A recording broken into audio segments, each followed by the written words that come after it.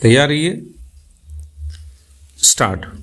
अध्यक्ष जी, जिस समय पाकिस्तान ने भारत पर हमला किया था उस समय उन्होंने देश की रक्षा के लिए महत्वपूर्ण कार्य किया था। स्टॉप।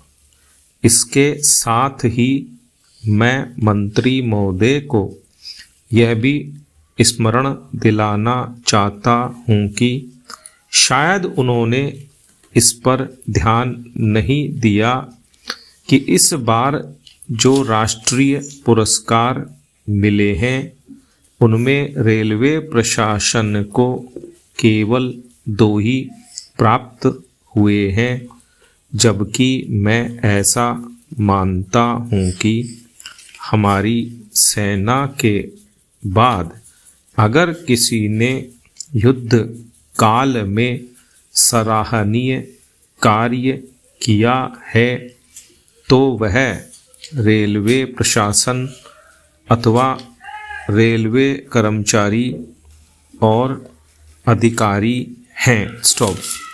इसलिए उनके मनोबल को बनाए रखने के लिए और उनको प्रोत्साहित करने के लिए रेल मंत्री को इस बात पर भी ध्यान रखना चाहिए और इसका प्रयास करना चाहिए कि जो भी इस तरह के प्रोत्साहन मिले उनमें रेलवे का विशेष ध्यान रखा जाए। स्टॉप। फेरा।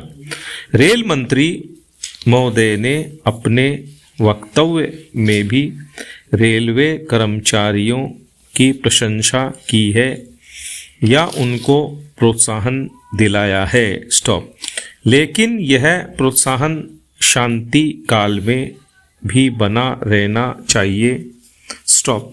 रेलवे ने युद्ध काल में जो काम किया वह तो देश की रक्षा का महान उद्देश्य था, लेकिन उसके बाद देश के निर्माण में या गरीबी मिटाने के लिए जो युद्ध होता है उसमें भी प्रत्येक रेलवे कर्मचारी का मनोबल उसी तरीके से बना रहे, इसके लिए भी रेल मंत्री महोदय को कुछ कदम उठाने की आवश्यकता है। स्टॉप।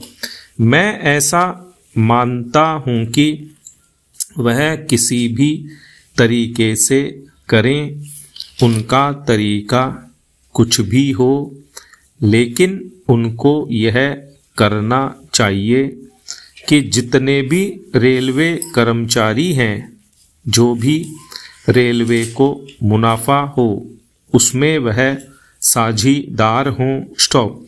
चाहे आप उनको बोनस के रूप में कुछ दें, चाहे किसी और तरीके से दें, लेकिन हर वर्ग के रेलवे कर्मचारी को मालूम होना चाहिए कि यदि वह देश के निर्माण के संबंध में ठीक तरह से काम करेगा तो उसको पुरस्कार के रूप में या वेतन के अंश के रूप में अपने वेतन के अलावा पैसा मिलेगा।